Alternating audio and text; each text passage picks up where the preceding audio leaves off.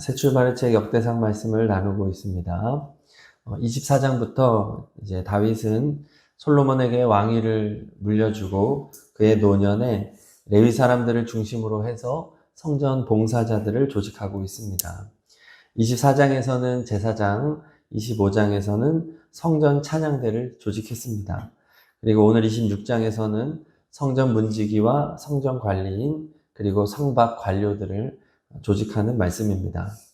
자, 먼저 19절까지가 성전 문지기입니다. 1절을 다 같이 읽겠습니다. 고라 사람들의 문지기 반들은 이러하니라. 중 고레의 아들 무셀레메라. 문지기는 총 4,000명인데 제사장과 찬양 봉사자들과 마찬가지로 24반차로 구성이 되어 있습니다. 13절에 보니까 조상의 가문을 따라 대소를 막론하고 제비 뽑아 구성했다고 말합니다. 역시 제비를 뽑는데요. 하나님의 주권, 하나님의 방법대로 해야 된다는 것을 의미합니다. 그래서 이 문지기는 24시간 동서남북을 이렇게 지키게 됩니다. 그리고 이제 이들이 하는 일은 성전을 출입하는 이들을 철저하게 이제 관리하는 것인데요. 이방인의 출입을 제지하고 또 죄인들의 출입을 제지하고 그래서 결과적으로 성전을 거룩하고 깨끗한 곳으로 유지하는 것이 이들의 사명입니다. 그래서 문지기가 상징하는 바가 뭐냐 하면 교회는 거룩해야 한다는 것이고 교회는 거룩을 유지하기 위하여 진리의 파수꾼이 되어야 한다. 이런 의미를 가지고 있습니다. 세상에 온갖 거짓된 가르침과 이단적인 사상과 이런 것들을 막아야 된다. 그것을 말해 주는 겁니다. 신약 성경에 서신서들이 기록된 가장 대표적인 이유가 바로 진리를 파수하기 위해서입니다. 교회 안에 하나님의 복음의 말씀이 거룩하고 깨끗하게 보존되기 위해서 이 진리를 잘 지켜라. 그런데 이 진리를 잘 지키지 못하는 교회들의 모습, 그리고 정말 그것이 어렵기 때문에 진리를 잘 구별할 수 있도록 분별을 시키도록 주어진 편지가 바로 서신서고 그게 성경이 된 것이죠. 영지주의를 비롯해서 율법주의, 혼합주의 이런 것들로부터 지켜라, 파수꾼을 세워라. 이것이 신약 성경의 외침이고 오늘날 하나님이 우리를 향한 말씀인 겁니다. 요한계시록 2장에 보면은 예수님께서 소아시아의 7교회에 말씀을 주십니다. 그 중에 첫 번째 교회였던 에베소 교회를 향하여 주님이 칭찬을 하세요. 한번 찾아보겠습니다. 요한계시록 2장 2절입니다. 요한계시록 2장 2절. 에베소 교회를 향한 주님의 칭찬이 무엇이었는가? 함께 보겠습니다. 요한계시록 2장 2절입니다. 내가 내 행위와 수고와 내 인내를 알고 또 악한 자들을 용납하지 아니한 것과 자칭 사도라 하되 아닌 자들을 시험하여 그의 거짓된 것을 내가 드러낸 것과. 아멘. 파수의 역할을 잘했다. 너희들 좋은 파수꾼이었어 라고 주님이 인정해 준 거죠. 사도 바울이 자신의 아들 같은 목회자 디모데에게 주는 그 교훈 디모데 후서에도 보면 2장 15절에 이렇게 말합니다. 디모데야, 너는 진리의 말씀을 옳게 분별해라 말을 합니다. 진리를 파수하는 역할이 목회자의 역할이야 라고 말해주는 거죠. 오늘날도 마찬가지입니다. 교회의 사명이 무엇인가? 진리를 잘 파수하는 것입니다. 교회가 세속적인 것에 물들지 않도록 하는 것입니다. 하나님께 영광이 되는 메시지가 선포되어지고 인간의 공로와 자기 이름을 자랑하는 메시지가 들어오지 못하도록 파수해야 한다는 것이죠. 자, 그런데 이 성전 문지기는 좋은 직업이 아니었어요. 천한 직업으로 여겨지는 것이었습니다. 그래서 다윗도 시편 84편에서 그 유명한 고백을 하죠. 84편 10절에서 주의 궁정에서의 한 날이 다른 곳에서의 첫날보다 나은즉 악인의 장막에 사는 것보다 내 하나님의 성전 문지기로 사는 것이 좋사오니 말합니다. 다윗이 성전 문지기로 사는 것이 좋습니다라고 지금 하는 말은 문맥상 이 직분이 귀한 직업이 아니었다는 거예요. 어떻게 보면 가장 천박한 직업 중에 하나였던 것입니다. 24시간 이렇게 근무를 서고 보초를 서고 하는 것이 좋은 직업으로 여겨지진 않죠. 남들 잘 때 일하는 직업을 보통 좋은 직업이라고 하지 않잖아요. 하지만 다윗은 현실적으로는 좋은 직업이 아니라 할지라도, 사람들에게 인정받는 직업이 아니라 할지라도, 그리고 그것이 좀 힘들고 피곤하고 그래서 사람들이 다 기피하는 천한 직업이라 할지라도 성전 문지기는 매우 귀한 사명의 자리다. 특별히 영적으로 진리를 파수하는 역할이었기 때문에 그것에 담겨져 있는 의미가 너무 귀했다는 것을 우리가 알 수 있는 겁니다. 자, 이런 성문 문지기에서 특별히 눈에 띄는 인물이 나옵니다. 5절을, 오늘 26장 5절을 읽겠습니다. 여섯째 암미엘과 일곱째 이사갈과 여덟째 브울레데이니 이는 하나님이 오베데돔에게 복을 주셨음이라. 아멘. 자, 오베데돔에게 복을 주셨다 말합니다. 역대상 13장에 보면은 다윗이 언약궤 이주에 실패했을 때 그 언약궤가 3개월 동안 잠시 이제 모셔졌던 곳이 이 오베데돔의 집이었죠. 그때 하나님께서는 오베데돔의 집에 복을 주셨다고 말합니다. 역대상 13장 14절에 보니까 하나님의 궤가 오베데돔의 집에서 그의 가족과 함께 석 달을 있으니라. 여호와께서 오베데돔의 집과 그의 모든 소유에 복을 내렸더라. 이렇게 말을 합니다. 그때 오베데돔의 집과 소유에 복을 내리셨더라가 바로 오늘 말씀의 응답으로 나타난 겁니다. 그의 자손들이 성전 문지기가 됐다는 거죠. 그리고 성전 문지기의 지도자들이 된 겁니다. 정확하게 말하면 26장 8절을 같이 읽겠습니다. 이는 다 오벳에돔의 자손이라. 그들과 그의 아들들과 그의 형제들은 다 오벳에돔에게서 난 자가 62명이며 아멘. 문지기 지도자들 중에 무려 62명이 오벳에돔의 자손들이었다. 이는 지도자들의 3분의 2가 되는 엄청난 수치입니다. 6절에 보면은 그의 아들 스마야도 두어 아들을 낳았으니 이렇게 되어 있는데 이 낳았다는 수동태로 되어 있습니다. 그러니까 인간적인 노력으로 애써서 낳은 아들이 아니라 낳아진 거예요. 하나님께서 오베데돔의 가문에게 복을 주셔서 자녀가 이렇게 나아지도록, 그리고 그 자녀가 성전의 문지기가 되도록 하신 분은 하나님이셨다라는 걸 말합니다. 그렇습니다. 오베데돔은 하나님의 말씀을 소중히 여기는 사람이었죠. 하나님의 언약궤를 모셔서 어떻게 보면 굉장히 위험한 일이었습니다. 사람이 죽었고, 그리고 그때 오베데돔이 기꺼이 그 하나님의 언약궤를 자신의 가정에 모셔드린 그 행위는 곧 오베데돔이 말씀을 사랑하는 자였다는 것을 보여줍니다. 하나님의 말씀을 사랑하는 자는 그의 가정이 이렇게 복을 받는다라는 것을 보여줍니다. 결국 우리가 가정을 사랑할 수 있는, 가족을 사랑할 수 있는 최고의 방법을 알려주는 겁니다. 바로 말씀 사랑인 거죠. 말씀을 사랑하는 자가 가족을 사랑하는 자다. 이렇게 연결이 되는 겁니다. 그리고 하나님을 사랑한다는 것은 남들이 보기에 대단해 보이는 자리를 사모하는 것이 아니라 사람들이 봤을 때는 성전 안에서 뭔가 제사장을 하고 또 눈에 보이는 찬양대를 하고 그것만이 귀하다고 여길지 모르겠으나 하나님이 보시기에는 그렇지 않다. 겸손한 마음과 기쁜 마음으로 하나님께서 주신 자리를 기꺼이 감당해내는 것. 오벳에돔뿐만 아니라 그의 후손들이 그러하였다. 그래서 이들의 가문은 하나님의 복이 머무는 그러한 가문이 되었다. 이런 말입니다. 우리도 이러한 시선과 방향으로 우리의 인생을 살아갔으면 좋겠습니다. 하나님이 보시기에 바른 가정. 그것은 곧 말씀을 사랑하는 가정이었습니다.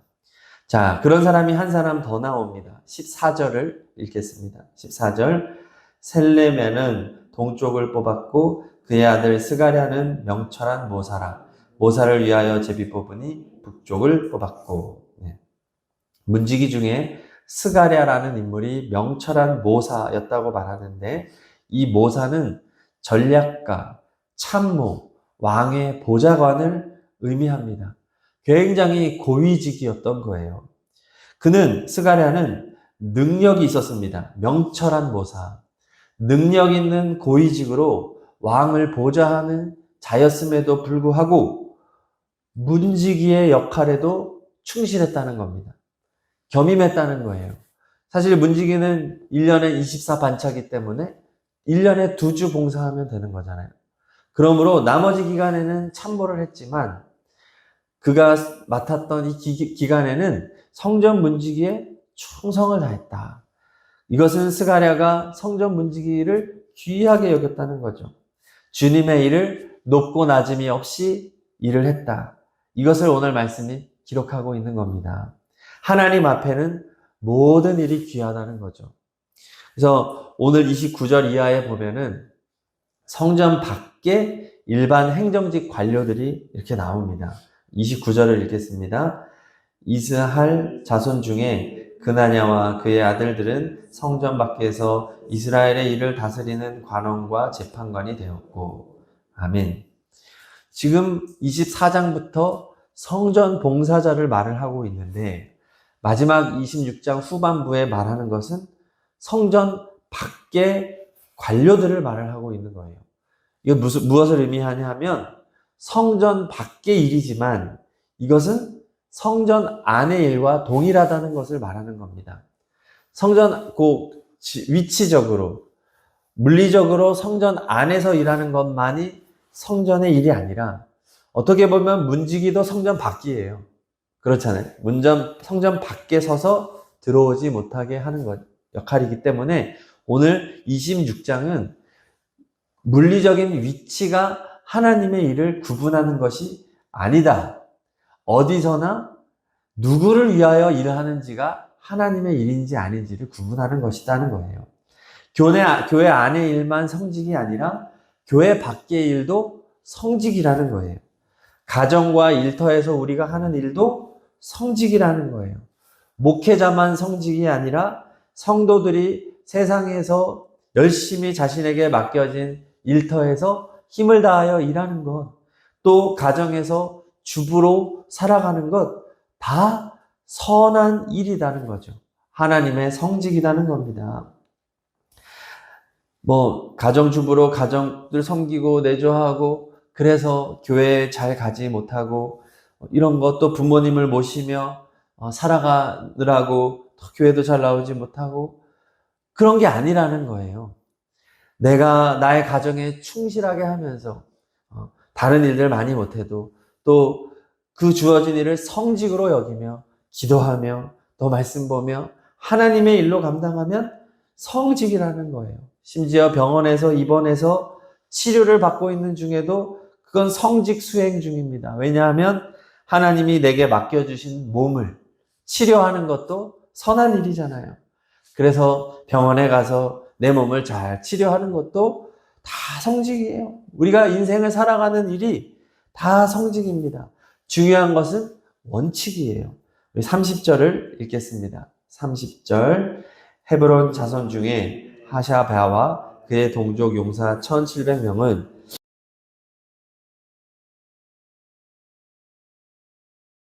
왕을 섬기는 직임을 맡았으며, 자, 여기 마지막에 보니까 여호와의 모든 일과 왕을 섬기는 직임을 맡았으며 말합니다. 순서가 중요합니다. 여호와의 일을 했다는 거죠. 성전 바뀌지만 여호와의 일을 모든 일을 우선적으로 하고 그 다음에 왕을 섬기는 직임을 했다는 겁니다. 32절 마지막에도 하나님의 모든 일과 왕의 일을 다스리게 하였더라. 동일한 표현이 나옵니다. 이것이 중요한 거예요. 원칙을 말하는 겁니다. 우선순위를 말하는 거죠. 첫째는 무엇입니까? 하나님의 모든 일이 항상 우선순위가 돼야 된다. 내가 어디서 무엇을 하든 그것은 하나님을 위한 일이고 하나님을 섬기는 일이고 하나님의 말씀에 순종하는 일이 되어야 한다. 이것이 첫 번째고 그 다음에 왕의 일이다. 내 직장에서 상사들이 있잖아요. 내 직장에 목표가 있잖아요. 그것을 위하여서 충실하게 하는 것, 이것도 매우 중요한 일이다. 하지만 우선순위에 있어서는 항상 하나님 다음으로 두어야 한다. 가끔 이런 상황들이 역전이 되면 안 된다는 거죠. 내가 일을 하는데 일이 우상이 될 수도 있는 거죠. 가정을 섬기는 거 귀한 일이지만 그것이 하나님보다 우선할 때는 문제가 된다는 것을 말하여 주는 것입니다. 그래서 우리가 세상을 살아갈 때 언제나 하나님을 최우선으로 생각하며 사명으로 일하는 우리가 되기를 바랍니다. 그러면 무슨 일을 해도 다 귀하다는 거예요. 그리고 또 하나는 왕을 위해서도 일해야 된다. 내가 있는 곳에서 질서 가운데에서 내 조직 가운데에서 헌신적으로 그 사명을 감당하는 것 하나님의 일이라고 말하여 주는 것입니다. 자, 우리 마지막으로 31절을 보겠습니다. 31절. 헤브론 자손 중에서는 여리야가 그의 족보와 종족대로 헤브론 자손의 우두머리가 되었더라. 다윗이 왕 위에 있은 지 40년에 길르앗 야셀에서 그들 중에 구하여 큰 용사를 얻었으니. 네. 여기 보니까 다윗이 왕 위에 있은 지 40년에 길르앗 야셀에서 그들 중에 구하여 이렇게 되어 있습니다. 다윗이 구하여. 새 번역에 보면 다윗이 찾아냈다 이렇게 표현을 합니다. 찾아냈다. 다윗은 지금 나이가 70, 이제 죽음을 앞에 둔 때입니다. 그의 마지막 열왕기상 1장에 보면 늙어서 이불을 덮어도 따뜻하지 않았다 이렇게 말을 합니다. 몸이 극도로 쇠약해져 있는 그런 다윗의 상태, 젊은 여자 아비삭을 곁에 두어 시중 들어야 할 정도로 노쇠해져 있는 다윗이 마지막 힘을 쥐어짜서 다윗이 성 밖에서도 성실하게 하나님의 일을 감당할 수 있는 좋은 사람들을, 용사들을 찾아냈다는 거예요. 혼신의 힘을 다해서 찾아냈다. 끝까지 하나님의 나라와 성전이 견고하게 세워지기를 위하여서 귀한 일꾼들을 발굴하고 세우고 조직하는 일을 위하여 끝까지 헌신했던 것을 보여주고 있습니다. 우리 교회를 통해서도 또 우리들의 삶을 통해서도 이러한 은혜가 있기를 바랍니다. 끝까지 내게 맡겨진 삶을 통해서 좋은 하나님의 사람들이 세워지기를 위하여 나보다 항상 남을 볼 수 있는 눈이 우리에게 열리기를 바랍니다.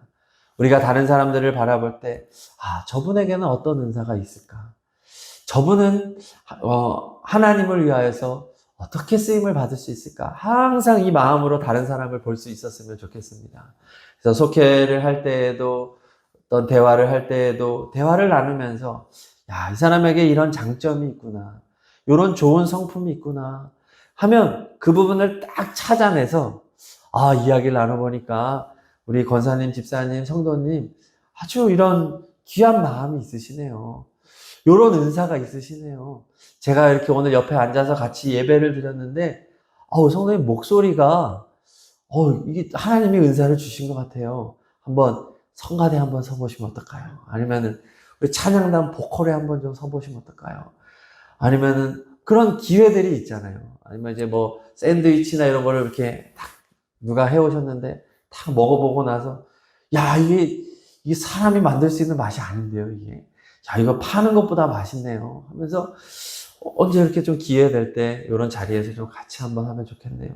항상 다른 사람을 다윗처럼 찾아내는 우리가 됐으면 좋겠습니다. 항상 그 눈을 켜고 이 사람에게 무슨 은사가 있는가. 그리고 그것을 이용해 먹는 게 아니라 하나님의 귀한 사명을 위해서 함께 더불어. 그럼 그분도 같이 봉사하면서 보람을 느끼고 하는 거죠. 어떻게 보면 우리들이 해왔던 자리지만 자꾸 내어주는 거예요. 내어주는 거예요. 그러면 그 교회가 건강한 교회인 줄로 믿습니다. 이건 나 아니면 안 돼. 제일 위험한 거예요. 이건 내가 해야지. 그게 아니라 내가 제일 잘합니다.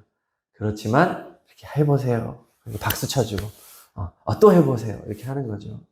우리가 이렇게 다음 세대도 마찬가지죠. 우리 아이들이 잘하면 얼마나 잘하겠습니까? 하지만 자꾸 기회를 주는 거예요. 그래서 이제 지난 주일에도 아이들 이렇게 찬양제 가서 했던 아이들 이렇게 하면 뭐 박자도 늦고 얘 이쪽 갈 때 손 이쪽 가고 하지만 어른들은 다 이쁘게 봐주시잖아요.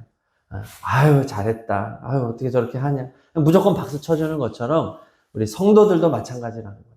우리 모두를 그렇게 격려하고 세워줌으로써 하나님의 교회가 견고하게 세워질 줄로 믿습니다.